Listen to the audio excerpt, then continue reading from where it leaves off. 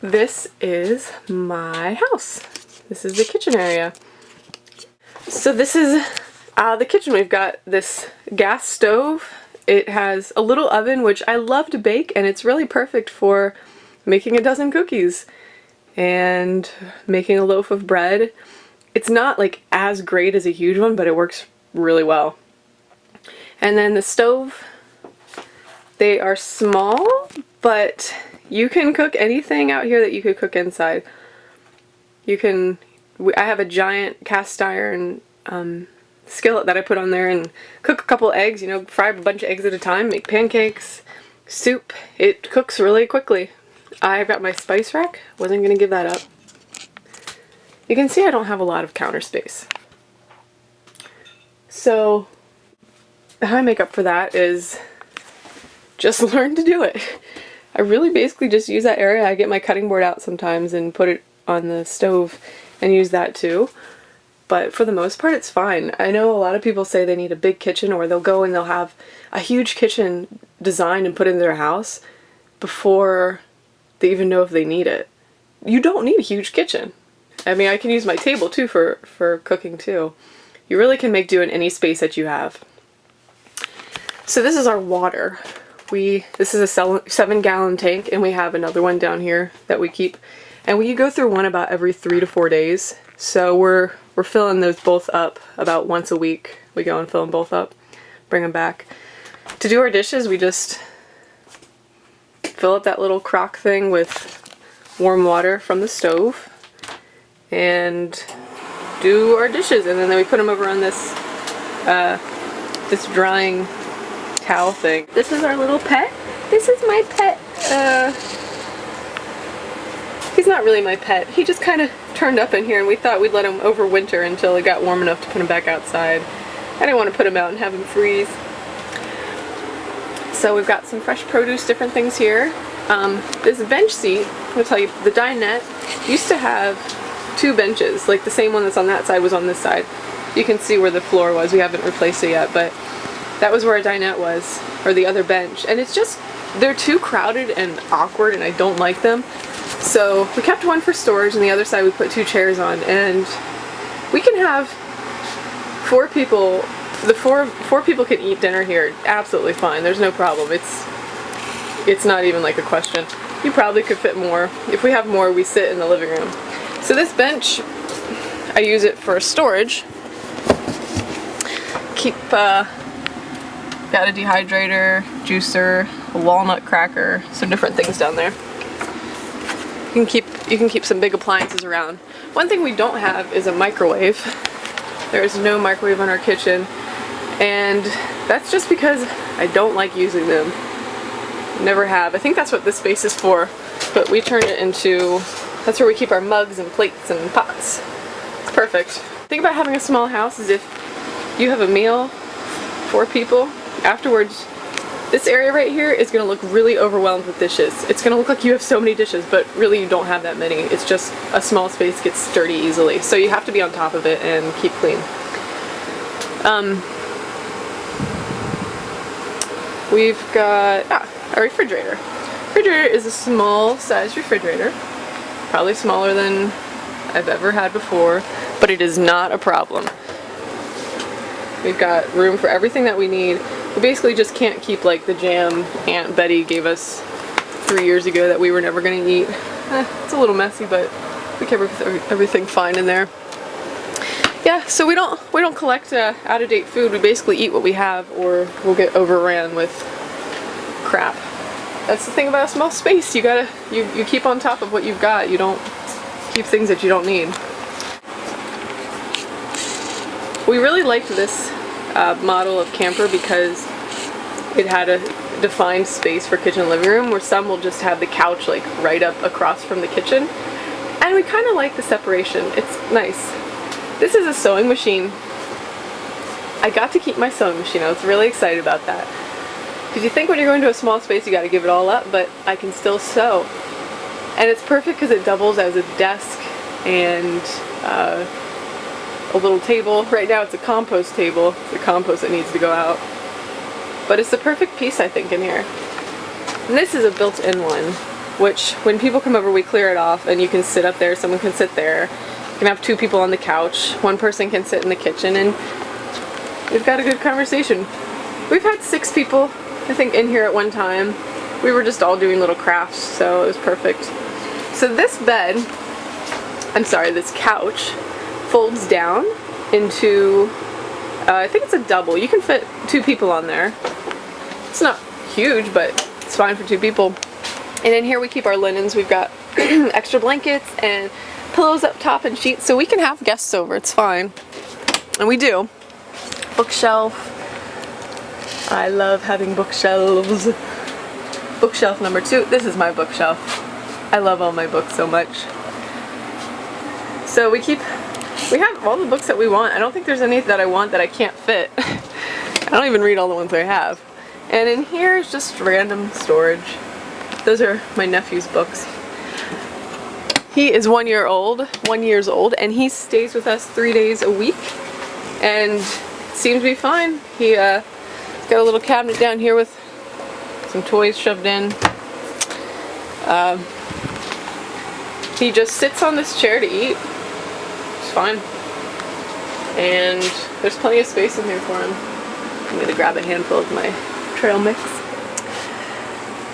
We also have art on the wall, which is something that I love to have because I don't like to have just a blank slate wall.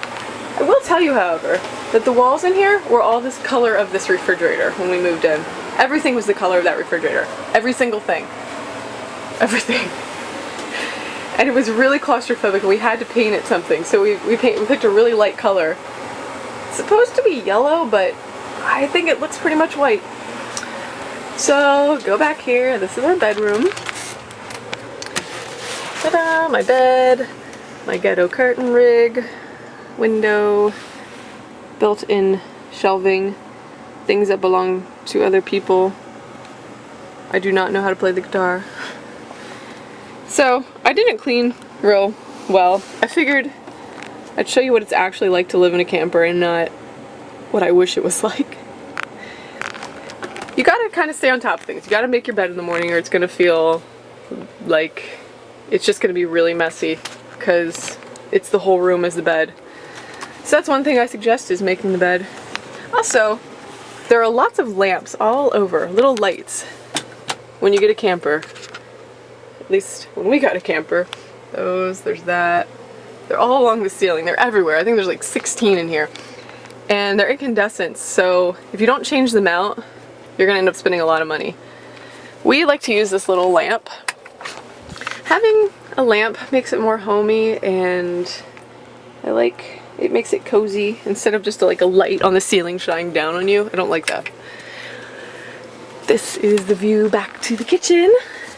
There is our sky roof, I don't know what it's called, but it's a window that opens up and lets air in the summertime. We have it shoved full of insulation right now because lots of cold air gets in. We also have a curtain over. This is a door that goes out back. I like having this door because we can open the screen up in the summer and it's wonderful. It's like basically living outside when it's summertime, but in wintertime you gotta block all the cold air. Now, another thing, this bed is actually plenty of room for my husband and I. I've had friends say that they just couldn't do it. They would need like a queen or king, but you can do pretty much anything that you set your mind to. It's not that difficult. The comfort factor may go down about 2 points at first, but really, you have all the room you need to sleep and dream and do everything that you need to do on a bed. It's absolutely fine. Now, I can't dance around in my sleep, but that's fine. This little room in here is the bathroom. Got a full-length mirror on it, which is really nice. There were mirrors all over this place when we got it. We took them down because they were just too overwhelming, always looking at yourself. This bathroom is probably on the low scale of bathrooms as far as RVs go. If you look in here, you can see the wallpaper used to be like nasty colored. I haven't finished this room, probably because I don't really like being in here that much. So we have a compost toilet which means that we don't have to be hooked up to sewer, which is awesome, and we don't have to go run our sewer anywhere. We do, however, have to take these buckets every couple of weeks. We have 4 of them we rotate out, and we walk them down to, there's a farm not too far away that we have a compost bin built at, so we just dump them in, cover them with hay, and dump more in. This is our shower.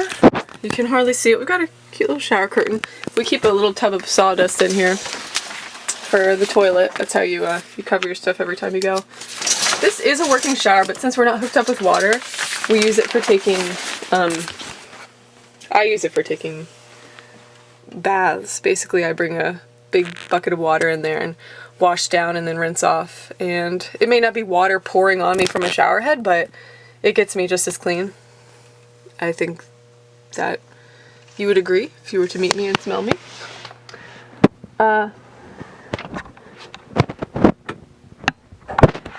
This is my closet. I don't know. Guess I'll turn the light on. I have all my clothes on this side, and they fit just fine. I've got like socks and underwear in there, and tights and stuff in there. My shoes I keep down here. This is for other stuff. I've got a little pocket thing on my door. Keep all my little stuff in, and just shove my winter coat and stuff on the bottom. And it all fits just fine. My husband uses that over there as his closet on the top. Bottom we have a hamper, and then he also uses this side. So you're also apt to get dirty in a camper. We got carpet with this, which I thought was good because I thought it'd be really nice. It insulates well. But the problem is you clean it, sweep it all up, and then the next day it's covered in dirt again. You just can't really keep it clean. At least I can't keep it clean. Maybe somebody could. I don't have the ability. Oh, something else I wanted to say. The toilet, it's not stinky. You may think it is, but if you put the sawdust over it, it never stinks. So we don't live in like a nasty, stinky trailer. It smells good. It smells pretty good. So this is my home. I love it. It's maybe not picture perfect, but it's perfect for me. It does everything we need. It keeps me outside. Keeps me living my life, not just cooped up in here, but I also like being in here. Got my craft stuff in there. I can't think of anything else at the moment, except that I love living here. I thought it was going to be really hard, and it's not that hard. You just learn to exist in the space that you're in.